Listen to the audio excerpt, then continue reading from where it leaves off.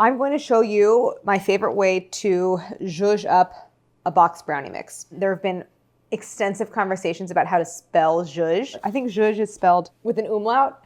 That doesn't look right. Is it Z-H-U-Z-H? I don't know. Point is, it's a word. I like to say it.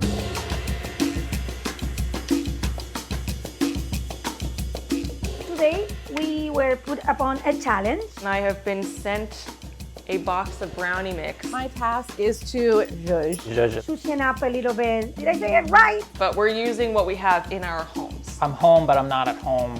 What's happening? Love brownies, like top 5 favorite dessert. I was a Girl Scout. I was a brownie. I want to be a brownie person. I think it's a really good product to begin with, and I think we're gonna make it even better. Please come with me on the journey. Yay! Down. Down. Let's go eat your breakfast that I made for you. Lovingly. All right, cool. It's 9:23. Hey, buddy. Good morning. We're filming. You want to say hi? Today, I'm going to take this boxed brownie mix, make it as is, and just add a tahini swirl to it. Nothing fancy. I'm not trying to fry something, not trying to like rewrite the rules, okay? Like it's Friday morning, got a cranky child right over there. That's just where we're at. So tahini swirl on the brownie, get it in the oven, done. Place water, oil, and egg in a medium bowl. Olive oil and chocolate really work together. Like I've done an olive oil and chocolate cake in the past, and oil-based cakes obviously come out exceedingly moist. Boom, one-handed. How you like me now, huh? Sorry, there's like actually a tiny bit of shell in there. All right, so we're gonna mix this. Alec, don't be that guy. Brownie mix is going in. The whole thing. Why? Wasteful. It's wasteful? You're not gonna be singing that tune when these are done. Ali, you kicked over the camera, dude. Brownies have, usually so much fat in them that you don't really have to worry about, anything kind of sticking per se, but it just means that you can kind of pop the whole, kind of tray of brownies out of the pan. So the key is you really want the parchment to actually stick to the glass so it's not sliding around. Yeah, I thought about getting a little fancy and complicated with this, but just don't quite have it in me today. Now for the tahini swirl. So I'm taking, let's call that like a generous 2 tablespoons of tahini, maybe even 3, I don't know. About an equal part maple syrup, good pinch of salt.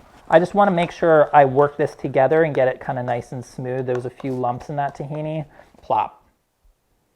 Boom. See what I'm saying?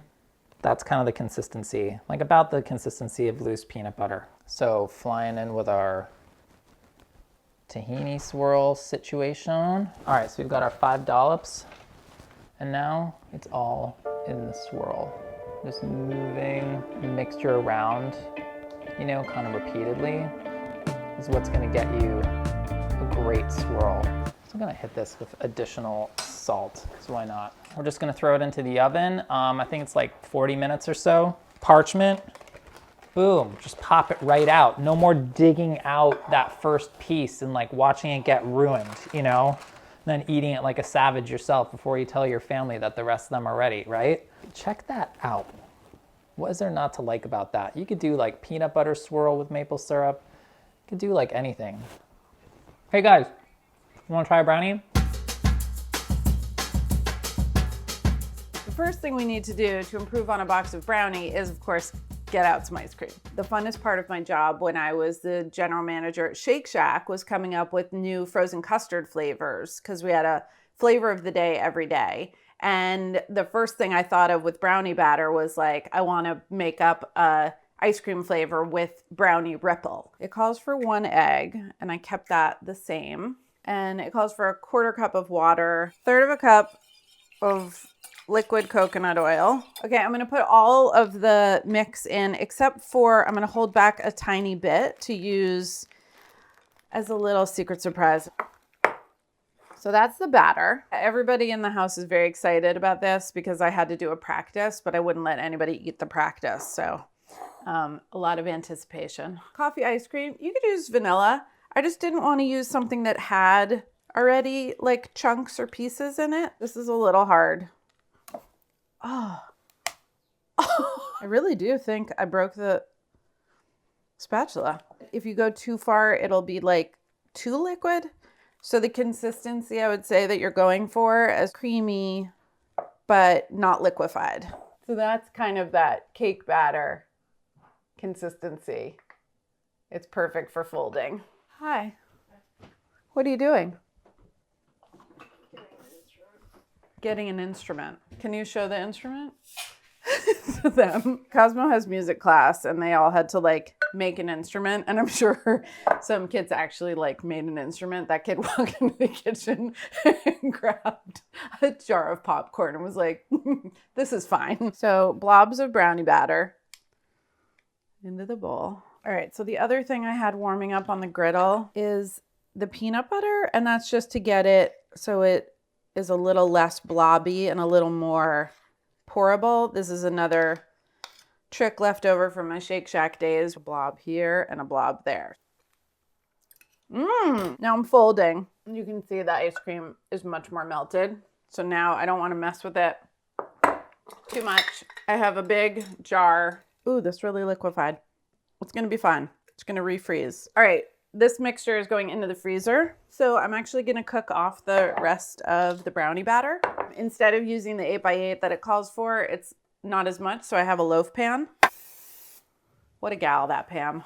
I already preheated my toaster oven to 325. Oh, did it turn off? You bastard. Do you guys want to see what the brownies look like? So it made this like little plank of brownie. This is kind of the perfect piece. I mean, it's got good corner action, but also almost to the center. Freaking out. I'm gonna get the ice cream that I made yesterday out.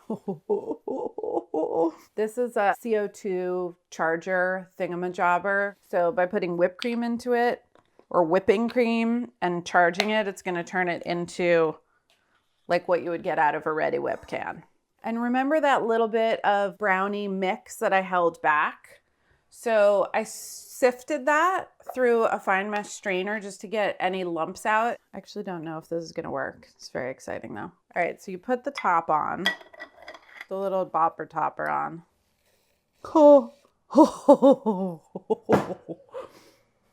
See? Get some carpal tunnel. Can you see all those brownie chunks and peanut butter chunks in there? Oh, no. No. I actually really love maraschino cherries. Oh, yeah. The coffee ice cream was a really good choice. Very delicious. I would say that I really got my money's worth out of that box of brownies. Extra mile, always worth it. Yum. Today I'm going to transform brownies into churros. The great thing I feel like with all box mix brownies is that you can't mess it up. Even if you kind of eyeball the ingredients, mix it incorrectly, and bake it at the wrong temperature, it'll still be good. So initially I wanted to try and turn the brownies into licorice, and I did try that, but it had like a weird, gummy, gross kind of texture. So I decided to go with churros. So I'm only gonna make a half box worth. So 9 ounces of this brownie mix is going in. 3 ounces of bread flour. Boom, nailed it. A teaspoon of baking powder. Get it nice and fluffy. Brownie isn't something that's meant to be fluffy, so it doesn't have a ton of leavening in it. A big pinch of salt. I'm doing a shallow fry just because, you know, I'm at home and I'm not making that many donuts, so it's not a big deal. So with a shallow fry, it's kind of hard to get the temperature with a thermometer, so you just gotta put in like a tester. Immediately when it hits the oil, you wanna get lots of bubbles. So 1 large egg and 3 tablespoons of water. And I'm just gonna mix it up. I didn't even like pre-beat my egg because I don't know what they do to this stuff, but you can just throw things in there and mix it up and it comes out fine somehow, like magic. When I was like between the ages of 3 and 5, I was really obsessed with birthdays. I made a Betty Crocker cake mix every day, decorated it, and sang happy birthday to myself for like a period of time. I did that like every day. So there's a lot of pictures of me blowing out candles. I don't know why my parents allowed it. Now I'm gonna make a little spiced sugar that I'm gonna roll the churros in. These are vanilla beans in here. It gives it so much vanilla aroma. This is really good cinnamon from Burlap and Barrel. I'm also gonna add a little bit of cocoa. This is chili powder I made myself. This is gonna give me my Mexican hot chocolate vibe. So my oil is hot. I'm gonna mix this up. I'm out of piping bags, and this is also the only Ziploc bag we have. So I'm gonna use a nice big star tip and hope this doesn't leak.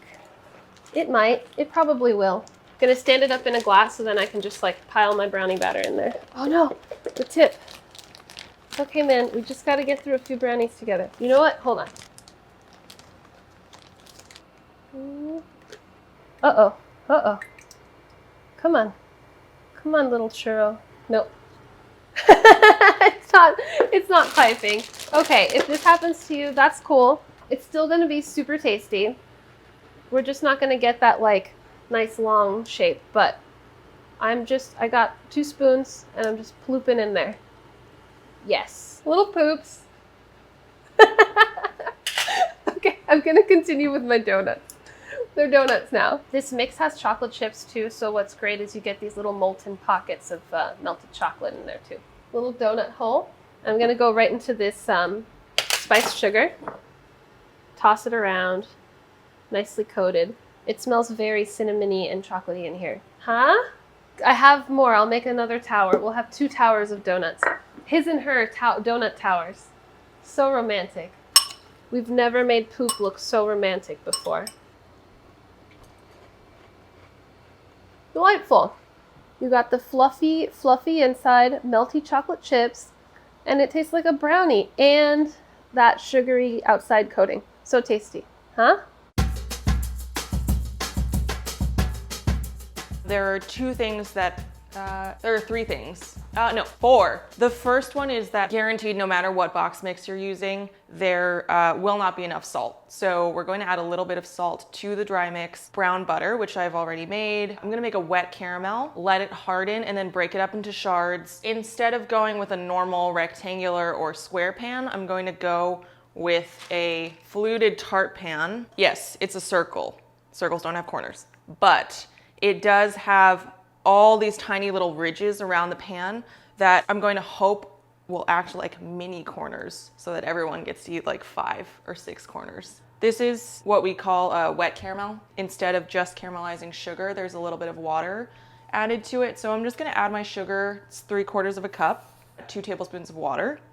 We are not going to stir it. This is crucially important because agitating the caramel as it cooks is going to cause it to kind of seize up and become grainy instead of smooth and glassy. So this recipe actually comes from these incredible blondies that are made by Claire Saffitz, who made Harry and Meghan's wedding cake. Guys, I'm kind of worried I f***ed this up. Pour out your caramel, drag the caramel out into a thin layer on the parchment sheet. As it cools up, it's going to turn into this really hard glass-like material. Now that my caramel is cooling, I'm going to go back and make the actual brownie batter. Besides the brown butter that I had mentioned, I'm not actually doing anything differently from what the box instructions tell me to do. I'm gonna do an egg, 1/4 cup of water, and instead of the vegetable oil that it calls for, I'm going to add an equivalent amount of brown butter, which is 1/3 cup. Okay, so I'm going to add all of my brownie mix and stir until well blended. It's very thick, which is great. I had one reservation about using this tart pan. This pan has this removable bottom. I'm a little bit concerned that the batter might leak out of the bottom. So I'm gonna smooth the batter all over. This is hardened into a thin, brittle layer on the parchment. And so what I'm gonna do is take a knife, gently, something like this on the larger end of what you're looking for. I've measured out about 1/4 cup of caramel shards. They'll melt, again, obviously because they're sugar, and also add a layer of flaky salt. Look at how pretty that looks. And put this in a 325-degree oven. My brownie tart is out of the oven. The shards have done exactly what I hoped they would do, which is melt and sink into the batter. The rest of the top has a really beautiful glossy sheen and like a crackly shell. It had the tiniest leak turned into almost like brittle pieces. These are definitely like the cook's treat of this method of brownie making. Because it's a tart and I would normally serve a tart in wedges, why not serve a brownie in wedges? This is very good. If I needed a last minute dessert idea and I had caramel shards and hypothetically just had brown butter lying around, this is exactly what I would make. So my approach today is to just like intensify the flavor and balance out the sweetness rather than change it completely and add a bunch of stuff. I think where boxed brownie mixes really excel is in achieving a really chewy texture. These are fancy brownies. I have a block of bittersweet chocolate here, and that bittersweet chocolate I think should help balance out a lot of sweetness. This is an 8x8 pan. Just to prevent any sticking, I'm brushing it with a little melted butter. So I'm gonna chop this chocolate. I like the texture of chopped chocolate. A lot of the chocolate is just gonna melt into the brownie, and then some of it, those larger pieces, will stay like little gooey pockets. Maybe that's enough. Maybe I won't do the whole thing. So the mix calls for 1/3 cup of vegetable oil. Instead of vegetable oil, I am using brown butter as the fat. It really contributes like a butterscotchy flavor, caramel flavor, which goes so well with chocolate. So into the bowl, I'm gonna add a splash of vanilla extract, and then it calls for 1/4 cup of water. Now, rather than using water, I'm using brewed coffee. This has cooled.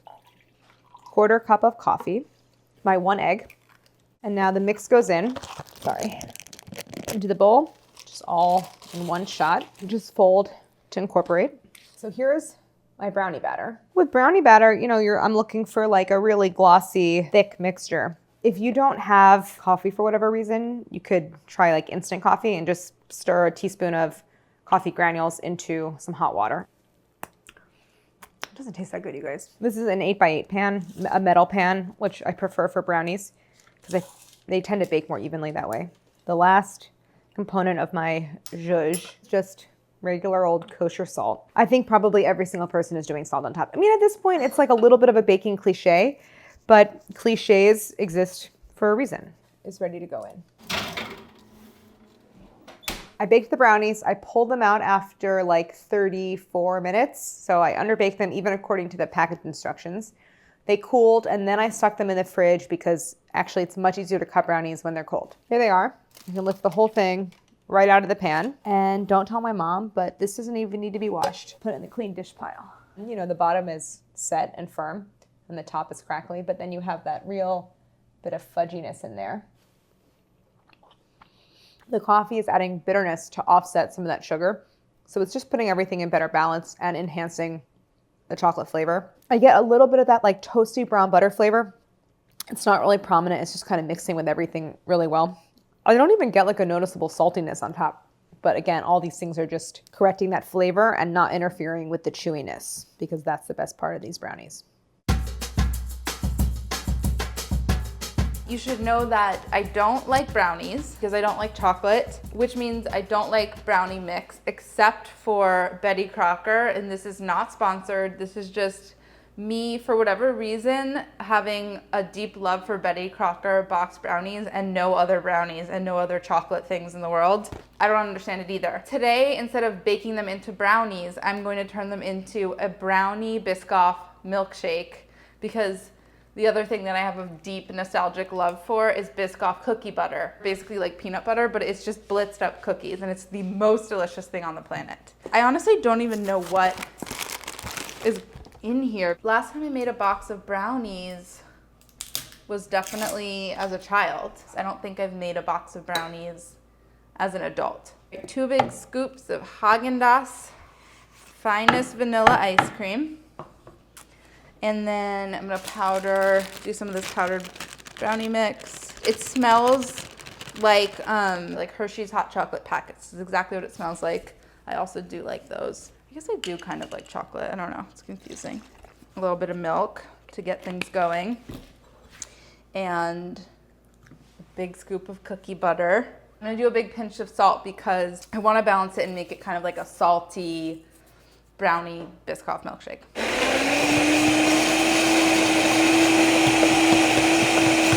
That sounds like a milkshake. It's sort of like giving me like Yoo-hoo vibes. Over here, I try to lure him into my videos and he hates it.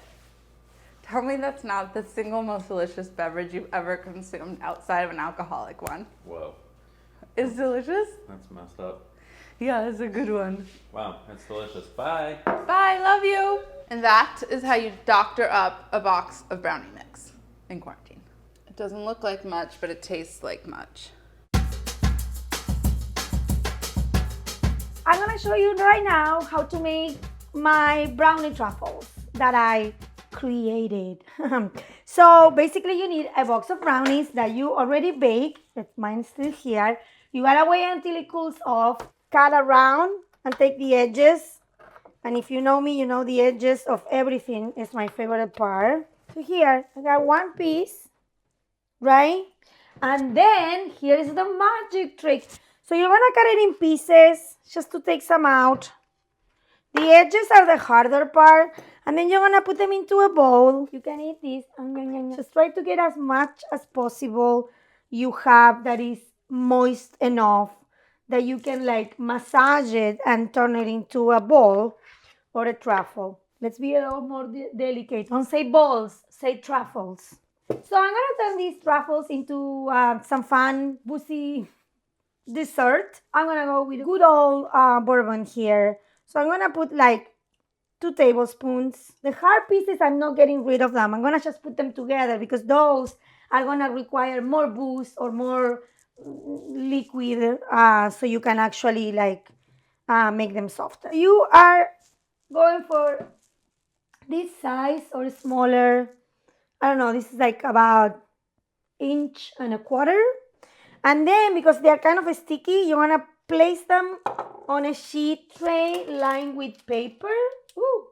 Just roll your balls in whatever you want. Oh no, we say we're not saying balls, right? Roll your truffles in whatever you want. So I'm gonna put some cocoa powder here. I don't wanna waste it. I'm rolling, rolling, rolling. Make sure that you shake the excess of it. Make them perfect. I have this little strainer here and I shake them inside the strainer. And then that's it. Chocolate truffle. So I turn a box of mixed brownies into Boozy chocolate truffles. I like it because I'm all dark and this is dark. When we got these, the box brownies, we weren't told that we were going to be doing this video. So I was about to throw them away. The box brownie calls for, let's see, 1/4 cup water, 1/3 cup vegetable oil, 1 egg. I'm gonna forego that. And I'm just gonna go with 5 tablespoons unsalted softened butter. There's already sugar in there, but I'm still gonna add about, let's say, 1/3 cup packed dark brown sugar. I have 1/3 cup Greek yogurt.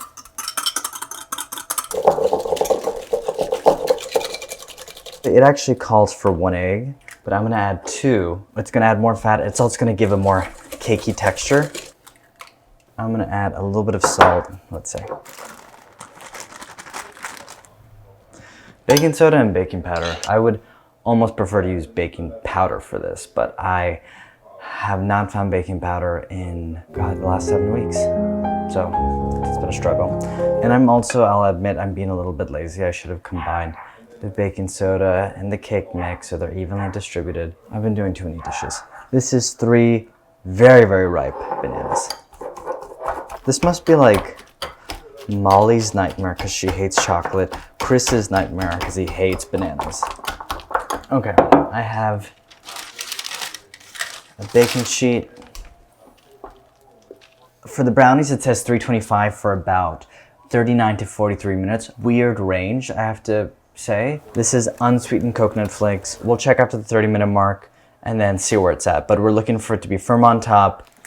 All right, the brownie is done. Almost too sweet. It wouldn't be offensive to most people, but I think like I prefer things to be just sweet enough. And this is definitely on the sweet side. It's a chocolate banana coconut bread. That's what it is. Iced espresso right now because it's hot. Oh, also I learned that zhuzh is spelled Z-H-O-O-S-H. But that sounds like zhoosh. So I disagree with that spelling.